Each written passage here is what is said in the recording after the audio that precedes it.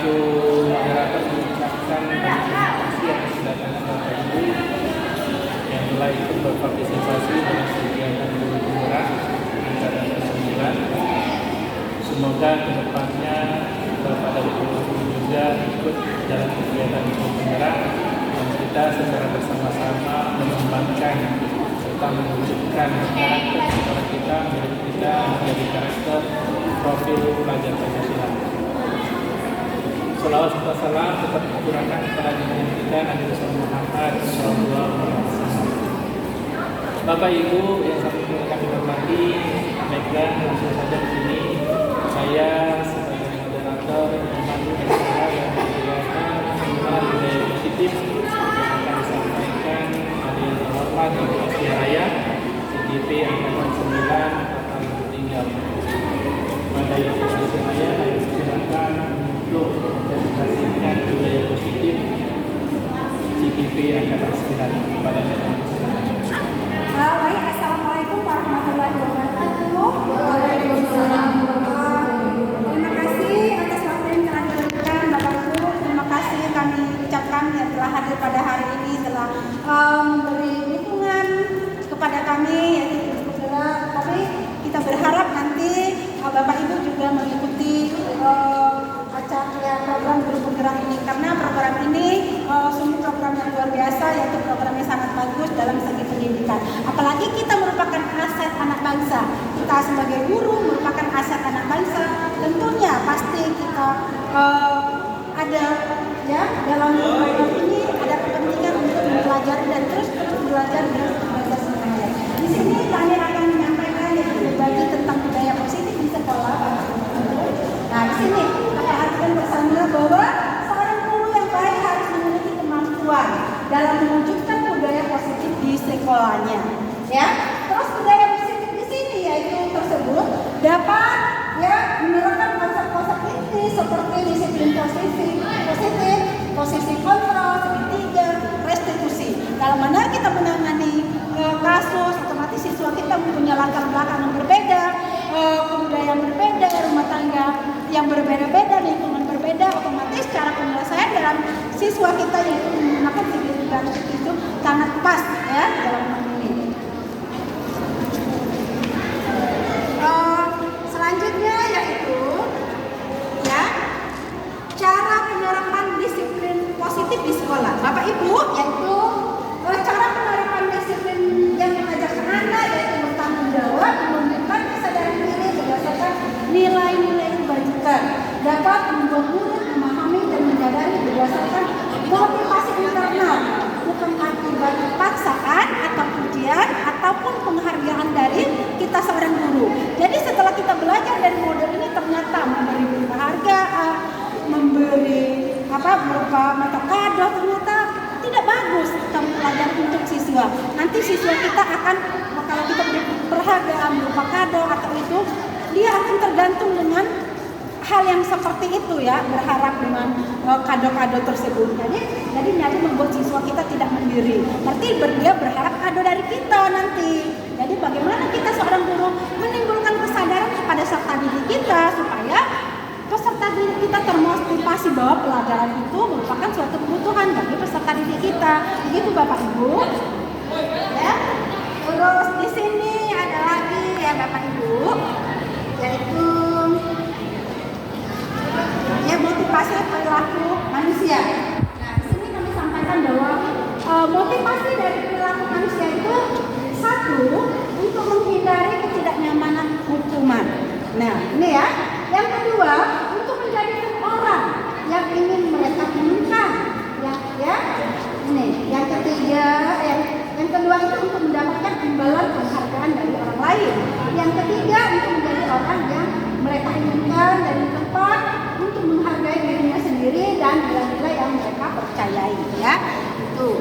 Yang selanjutnya yaitu posisi kontrol kita sebagai guru. Bapak Ibu, di sini kita seorang guru ya harus mempunyai 5 posisi kontrol. Mungkin Bapak Ibu selama ini kita belum tahu ya apa itu posisi kontrol kita sebagai guru. Kita harus mempunyai posisi, yaitu yang pertama ada di sini posisi penghukum, pembuat merasa bersalah, yaitu sebagai teman. Nah, kita dengan murid itu merasakan kita sebagai teman Bapak Ibu, supaya artinya walaupun kita di posisi kita sebagai teman, tapi kita bisa bagaimana kita menjaga jarak kita supaya peserta didik kita tidak ada rasa takut, tidak ada rasa apa. Jadi kita memposisikan sebagai teman. Jadi nanti kalau peserta didik kita menganggap merasakan posisi sebagai teman, jadi mereka mengungkapkan ada masalah pribadi, dia tidak merasa takut kepada kita. Jadi posisikan sebagai teman dulu kita. Selanjutnya pemantau. Nah, kita melihat bagaimana peserta didik kita, apa pengembangannya dalam pemberian. Karena kita sebagai guru ini kepada peserta didik kita akan memberi sesuatu sesuai dengan kodrat alam dan kodrat amannya. Jadi kita tidak bisa memaksakan, oh kamu harus mencatat, kamu harus seperti ini, kalau seperti ini tidak kepada peserta didik kita. Jadi bagaimana kita memposisi kita sebagai guru itu sebagai fasilitator. Itu Bapak Ibu ya, yang kami pahami dari yang kedua manajer. Nah, manajer itu bukan hanya kita kepala sekolah yang dikatakan pemimpin di sekolah, tapi kita guru juga memposisikan diri kita sebagai manajer. Berarti kita sebagai memposisikan lagi dalam peserta didik kita seperti itu ya Bapak Ibu. Nah itu selanjutnya ya.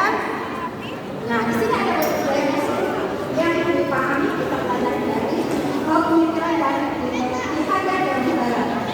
Menjalani budaya positif sekolah dapat mempermudahkan dan mencapai tujuan pendidikan seperti pelajar negara yang berpihak pada murid dan untuk kekuatan program yang ada pada murid seperti itu Bapak Ibu.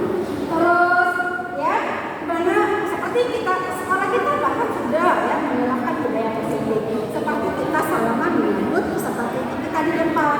Kita nggak usah malu, nggak usah gengsi, nggak usah ada rasa bagaimana dalam hidup kita mengulurkan tangan terlebih dahulu dengan peserta didik kita.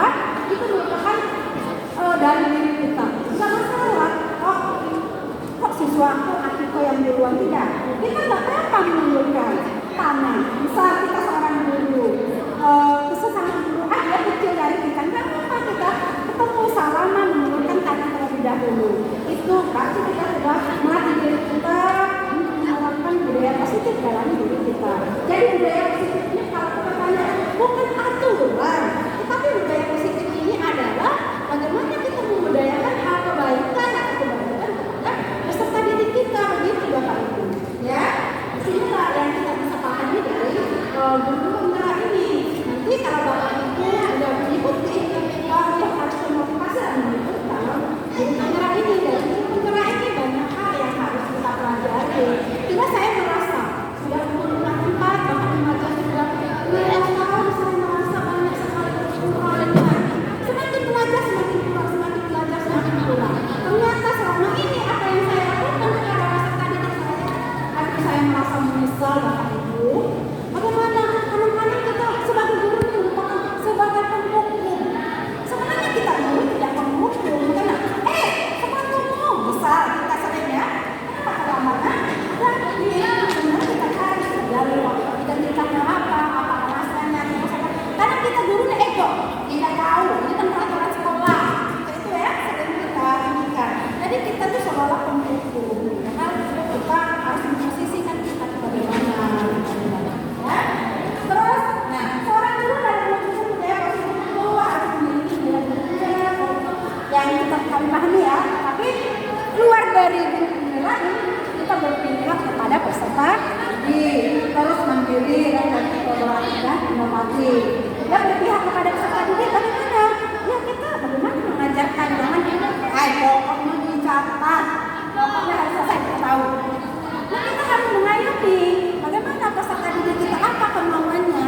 Jadi kalau kita memang maunya siswa senang, kita senang, kita merasa sama-sama bahagia kan? Jangan memaksa kehendak kita. Kan yang belajar itu tidak harus mencatat terus ini Bapak Ibu. Tapi belajar itu semuanya apa yang ada kita kerjakan bersama kolaborasi sama sisi peserta didik kita itu dinamakan juga belajar. Tidak mencatat saja Bapak Ibu belajar itu. Untuk catat dihafal tidak harus seperti itu. Kalau semua itu siswa lebih pintar daripada kita. Kalau soal mencatat soal ini lebih tinggi ilmu kita, ini dia daripada kita.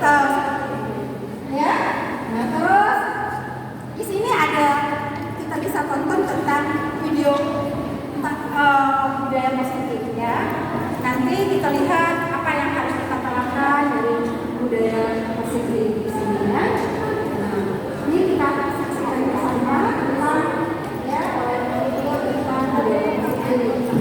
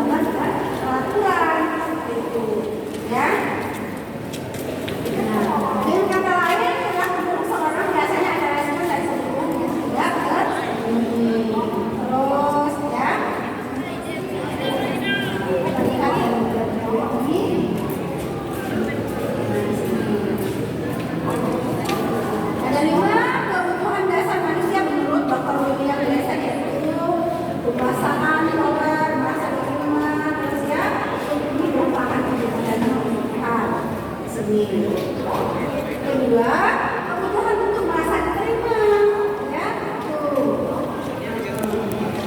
Yang ketiga yaitu kebutuhan akan kebebasan atau freedom. Yang keempat, kebutuhan akan kesenangan atau kepuasan, ya. Kelima, kebutuhan akan kepuasan atau power.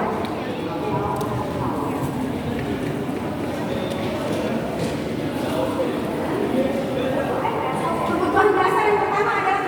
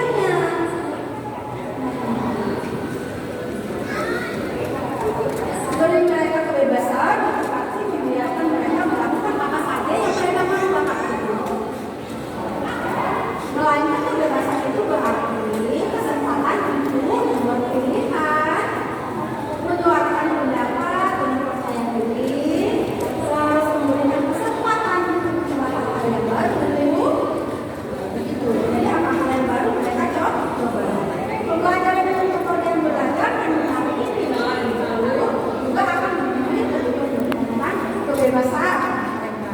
Ya.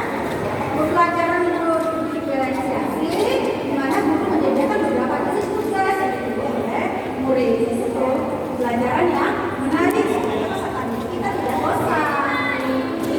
Ibarat kita makanan Bapak Ibu, kalau kita sudah kenyang, kalau makanan itu menarik dan enak, pasti peserta didik kita mau kan? Begitu juga kita juga akan mau makan ini.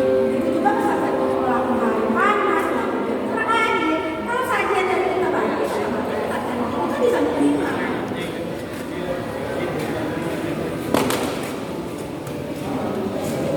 Nah, kebutuhan yang keempat adalah kebutuhan yang akan kesenangan.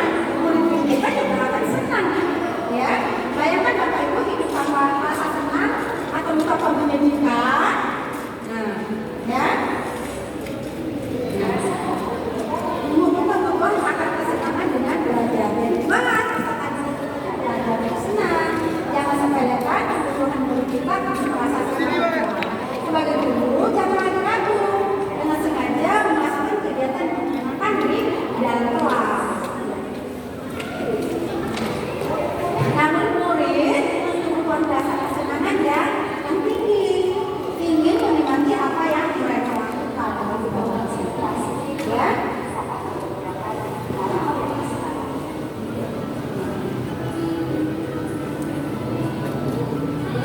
Ya, untuk hari ini, mungkin ini yang dapat kami sampaikan, Bapak Ibu. Terima kasih atas kesempatan dan telah memberi support kepada kami. Semoga apa yang disampaikan pada hari ini bisa menjadi inspirasi bagi kita semua dan berguna bagi kita dan diaplikasikan ketika kita dalam pembelajaran. Terima kasih Bapak. Sekian, terima kasih. Wassalamualaikum warahmatullahi wabarakatuh. Ini baiklah, tadi disampaikan oleh Mas Yahya, CPP 9 ada yang menanyakan Bapak Ibu terkait materi yang disampaikan? Ada cukup ya, semoga kegiatan materi kita itu dapat dipahami dan kita bisa menerapkan di lingkungan kita khususnya di SMP 1 Lubuk. Demikianlah saya sebagai pengacara mohon maaf kalau kekurangan. Semoga kegiatan kita